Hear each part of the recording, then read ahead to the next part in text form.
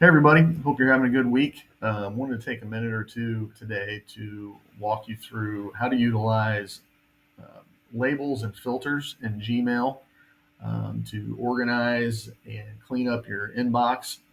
This is something that I kind of stayed away from for a while because I thought it was presented in kind of a confusing way. But once I finally got into it, it's not really confusing at all. It only takes a couple steps and 1 or 2 minutes to really get it going. And by the time I was done, I wish that I had done it a lot sooner. It's really been helpful for me, and I think it can be very helpful for a lot of other folks as well. So to get this going, the first thing to do is to actually create your labels, which is a pretty simple task. Over on the left-hand side, you can see I've got several labels that are set up here, and you can make these whatever you want. Obviously, you can color code them. You can do all different kinds of things. To create a label, you just click the plus button, and then you go ahead and you name it whatever you want. And then you can actually, if you want to, you can go ahead and create labels that fit under other labels. So you can really get organized. And I can show you what the benefit of that is here in just a moment. So once you've got that done, and again, you don't have to nest it under another label unless you want to. Normally you would click create, and it's just as simple as that. In this instance, I've already created this label before, so I'm just going to go ahead and click cancel. So then you see over here, like I said, you can click the three dots next to something and you can decide what you want to do. You can give, different colors and just various different things like that. So the nesting option, I'll show you what that can do here. So if you're just wanting to focus on a particular thing on any given day and you're wanting to like set some things aside, you don't want them interfering with what you're doing, you can go ahead and collapse or expand these, okay, as you see fit. All right. And so that's something that can be used to help you, like I said, kind of focus on what you want to get done that day. Okay. Once your labels are created, then the next step is directing the emails that you want to go to these labels. Okay. So there's a few key steps with this. But one of the things that you want to consider as you're going through this process is thinking about what kinds of emails do I want to filter out. Right. This is not necessarily for things that are just junk that show up in your inbox. You want to mark those things as junk. You want to unsubscribe from them. That's something that you want to continue to do. This is for stuff that I would consider important that you're going to want to go back and look at later on, but that's not urgent. You're probably on some like a mailing list or whatever. So, for instance, this is from Power School. It has something to do with Schoology. This is not something that I just want to send to the trash. I want to go back and look at it later, but it's not urgent.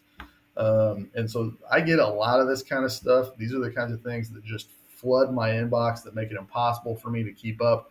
And a lot of times they bury things that, teachers that are emailing me that need help today, that sort of stuff. Those are the things, those kinds of emails are the ones that I want to go to my inbox. I want to make sure that I see them so I can address them quickly. And I can always go back and look at this stuff later on. I just don't want to totally trash it though. Okay. So that's the kind of stuff we're probably talking about here.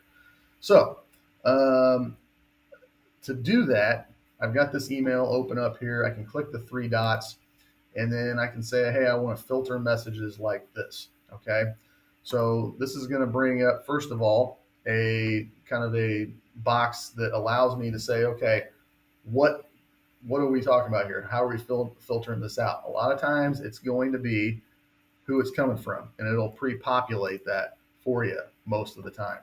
Okay, but you can also filter out things in other ways by subject, who it's who it's going to, words that are in the body of the message, that sort of thing. Okay, so once I've got that set up however I want it, I can go ahead and click create filter, and now that we've decided what we're filtering, we're going to tell it where to go.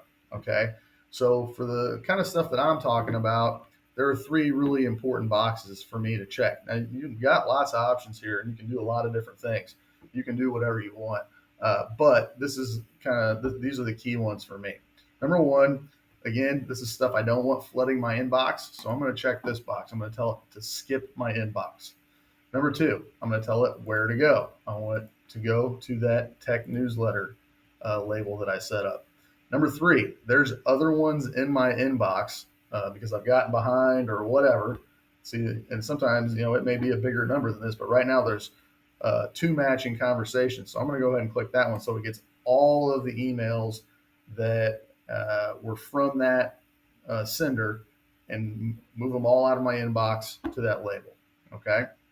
And then I click create filter. And sometimes it may take a second.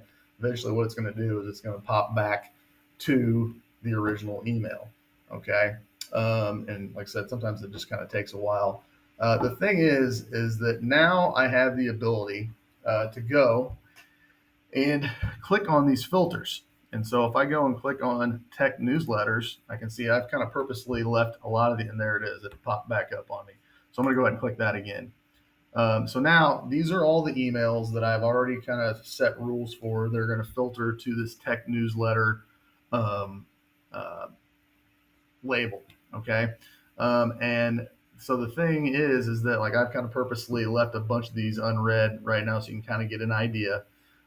What one of the big benefits of this is now I can scan through these. Okay. And like I said, some of these are things that I just haven't wanted to get rid of for whatever reason, but I can skim through this pretty quickly and see if there's anything that I immediately want to take a look at. Okay. And if I just see a lot of stuff that is not important to me for whatever reason, okay, I can go ahead and then click the three dots up here and say mark all as read, which is a nice feature. And now it's going to mark all these as read, and my 40 has now went down to a 0. Okay. And so that's a really nice feature. Okay. And so all the while, my inbox, even though I'm just getting pummeled with these kinds of emails every day, my inbox has got a relatively low number, and I can even kind of use that as a to-do list for myself. I can leave stuff unread in there that I know I want to come back and address later. Okay. So that's something that's just become really, really helpful for me. And I think, like I said, can be helpful for other folks as well. If you find any of this confusing, or you just feel like you're not comfortable with trying to set this up, but you really think this is something that you'd want to do, as always, just let me know and I'll be happy to stop by and help you out. It only takes a couple minutes. And then once it's done, you're set and ready to go for the most part. So just let me know if you have any questions or if you like any help, and hope you have a great rest of your week.